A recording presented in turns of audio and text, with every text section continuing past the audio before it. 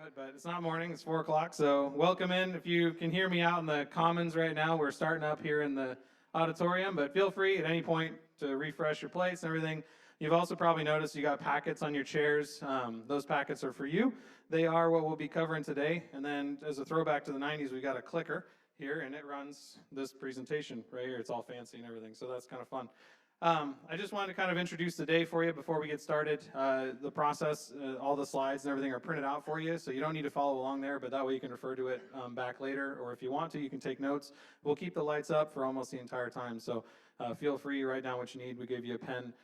There's also some things in the packet later on that we'll be explaining to you, but one of those is a self-evaluation from last year, and then the other one is an invest and invite sheet. So we'll be talking a bit more about those, but just keep those in mind as something that we'd really like everybody to participate in, because it really helps us not only gauge how we're all doing as team members with each other, but also it lets us know what you guys need, like what areas of interest you might have, or what areas that you would like us to sort of expand more on or pour more out, because we've got a lot of stuff that we've been learning, and we'd love to share all of it with you, but these meetings need to be short because otherwise you guys never come. So we definitely want to respect your time, so we'll go ahead and get started. My section, because I'm the nerd on the staff, is normally the numbers. So I'm going to cover just kind of what we did last year, but with the same idea of last year, that I don't want us to focus so much on the numbers. I don't want us to get so wrapped up in a performance metric that we think that that's our target. I don't want us to think that, like, oh shoot, well, if the giving's supposed to be this high, or if the attendance is supposed to be this high, or there's supposed to be this many kids, or this many chairs are set up, or anything like that, and if we don't hit that particular number, that's an indicator that we are missing our mark. It's a lag indicator that maybe something else is going on, but that's all it is. It's a lag indicator. It's not a leading indicator. We're not striving to get numbers. We are striving for spiritual health. We're striving for disciples to walk with Jesus. We're striving for our friends to be invited to Branches to come and experience Jesus here with us, to get in community, to serve, to do all the things that not only we're going to talk about tonight, but that we've been talking about for weeks and will continue to talk about until we run out of breath. The numbers, all they do is they represent, how is that going? How is that going? And if we're maybe unhealthy in one spot, or we need more work in another spot, that's all the number helps us to start digging into. It may also just be like some seasons are just that way. Like some seasons, numbers just aren't that great. That being said, I think the numbers are pretty good. So that sounded like a dire warning. It's not. I think the numbers are great. So let's just jump into that so that I can prove myself right here. So yeah, by the numbers, the whole idea here is that we're going to be just covering some of the metrics that Daniel and Josh and Timmy and I measure week in and week out. That thankfully Christopher Mock and the security team, they do a ton of work with that. The kids check-in and registration team. I mean, there's a bunch of teams who are reporting in numbers and metrics that let us get to see, hey, what are those lag indicators? How are things going? What are just the snapshot views of what's going on at Branches? So the first one I want to talk about, that might be hard to read, sorry, is the weekly giving. So weekly giving, last year we talked about how we, despite the transition, right, in spite of a transition where all indicators said that we would drop 20% across the board, attendance, volunteerism, giving, everything like that. Despite that, last year in 2019, we were 32% up over 2018, which was incredible. Yeah, that's incredible. But I didn't share a specific number with you, and some of you got mad, and that's fair. I should have shared that. I like percentages, they're cleaner, but hey, specific numbers are fun. So right now, or actually how we finished 2019, is we were $8,000 and $8,816 average weekly giving. Now, honestly, that's an incredible number, but it has no real context until you understand that that's 45% over 2018. 2019, we finished 45% up on an average weekly giving over 2018. Now, that's not us like tooting our horn saying like, yeah, people are giving more money, so now like that lets Daniel buy 3 more vans or whatever it is. It's none of that. Like what this is a sign, it's a lag indicator of another spiritual health check that we can have, where people who are walking a discipleship track, walking a discipleship path, part of that is service, part of that is giving, part of that is generosity. It's the fact that people are willing to give and be generous with their own resources, their own time, their own talents, their own treasure, in order to pay forward into the kingdom, and believing in the mission that we're doing here, not just here, but we had a Be Rich campaign, and those numbers aren't in here because they weren't for us. They were for our partners, and we like blew those doors off. It was just nuts. So the numbers are very healthy on that front, and I just wanted to point that out because this is an incredible thing. To see a 45% average just makes me nervous for this year. Keep going, because I don't want that to go down. But hey, that's what it is.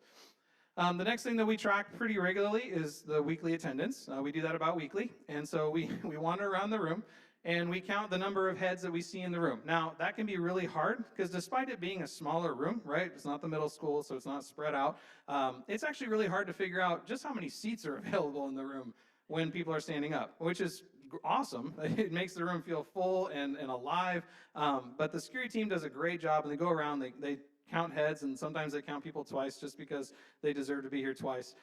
You guys really need it. No, so the weekly attendance, what that goes into is that we averaged about 320 adults a service last year in 2018. In 2019. In 2018, we averaged about 320 adults a service. So this number is maintained steady. It's really interesting because Daniel and I and much of the staff, we see new faces all the time. So as we evaluate this number, we look at it and we think like, well, there must be a reason that this number doesn't grow.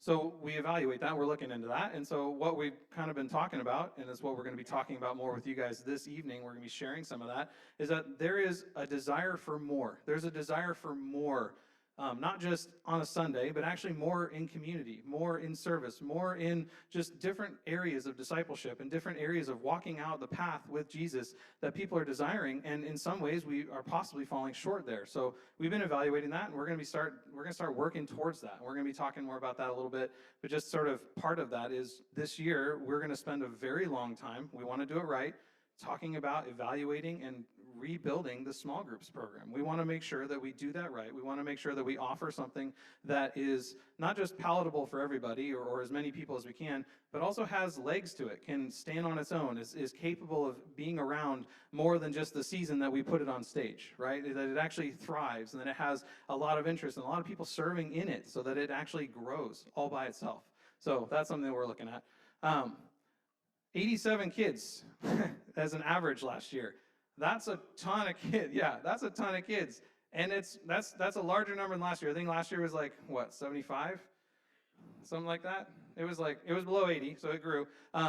This continues to be like, sometimes first service in the basement is insane. It's like a garden of, just school fish jumping all over the place. And John's upstairs just twiddling his thumbs. And then sometimes second service, John is up there. He's wondering why he's got 800 kids, sitting in his room. And Angie's like, okay, where'd they all go? So it's really interesting to see that dynamic, how that plays back and forth. But on average, each week we see about 87 kids, or we've seen about 87 kids going through. The interesting thing there, though, is that out of those 87 average, we saw 40 new kids, which is an indicator of new families, 40 plus new kids last year. So there's new families, that new faces that I was talking about is a real thing. We are seeing new people, and we're actually seeing people stick. It's just not as many as we think. So again, we're thinking about it. We're looking at it. At youth, this is pretty exciting. We had 63 youth as an average last year. That's just an average. I mean, they got up to, Timmy, what was your high number last year? 114 in one night. And was that like 106% middle schoolers? Is that what that was? Yeah, it was a lot. Because of that, though, and as we've announced, we are splitting the youth in the middle school and the high school. So just keep that in mind. It doesn't start next week. It starts the week after. But we've been talking about that. Still on Wednesdays. But because of this number, 63 youth, we want to be able to serve the high school students and the middle school students to the fullest ability. And there's just too many of them being mixed together for us to even be able to start that. So they're splitting up. So they'll be at different times in the night, different areas of the building. So pretty exciting. At Easter last year, over 3 services, we had 630 adults in the room, but that also included 140, or didn't include, it adds 142 kids up there for those 3 services, which is insane, right? Was that crazy? Easter was kind of nuts? Yeah. So they're still tired from that, and that was about a year ago. And then we had at Christmas, we moved over to the middle school. We didn't do that in here. We had 1 service. We packed that place in with 530 adults, and we had an awesome cover of like Drummer Boy and all that fun stuff. So there's a lot of energy, a lot of like really fun, crazy things, and these numbers are just like lag indicators of like, there's stuff happening here. You guys should be very excited about the things that are going on at Branches and excited to continue to pay into that forward as you're serving in your departments. I want you to know that what you're doing means something, and it's meaning something to the 40 new families or possibly 40 new families that we're seeing, and the youth that we're seeing an explosive growth in, and just all sorts of areas in this church that you may not even think that you're related to, but by serving well and serving your community well, you're actually building a family that can handle and take care of more people. So it's an incredible time. Some of the other things we did last year, just to give just some metrics for that. Last year we had 58 people go through Rooted. We're in the middle of a Rooted session right now. We're actually early days in a Rooted session. And we've got about 22 people registered for Rooted right now. And there will be another one in the fall. So if you have any interest in running a Rooted group, I'm always looking for facilitators. It's actually a great time. Daniel keeps trying to get me to let it go, and I will at some point, but I really love it. So if you want to get plugged into that, or if you want to learn more about that, by all means, come and see me or Todd, because we're all about it. So the other thing that we had, this is pretty cool. We had 11 people go through Starting Point last year. Starting Point is a really unique environment for not just new believers, but like people who've been in their Christian faith for a while, and they may have questions, they may have all sorts of just doubts or things that they don't have a safe place to voice, or they don't think they do. And so Starting Point is just an on the nose, like, hey, come here, ask those questions, experience some answers, experience some community that actually is okay with doubt, and a community that's okay with doubt, that's okay with not being sure about that. And so we had 11 people go through that. That's helmed by Sandra. And Sandra, how many people do you have helping you now? Brianna. Yeah. So, and I think Arsenio stepped in there a couple of times, like, right? He's been up there just participating again. And yeah, so like we're seeing, like, this is just really cool. And what we do with Starting Point is we offer it 4 times a year, once after each baptism, so that we're capturing as many people who could possibly be interested in that. But don't feel like just because you've been walking this path with Jesus for a while that you don't belong in Starting Point. It's definitely something to check out, and I highly encourage you to sign up for it. It takes place during the first service, and yeah, so here it goes. And then finally, we had 25 people baptized last year. How many did we have just a couple weeks ago? We had 9 already this year. Now, we do 4 baptisms a year, so 4 times 9 is 36. I think, let's try that. That'll be awesome.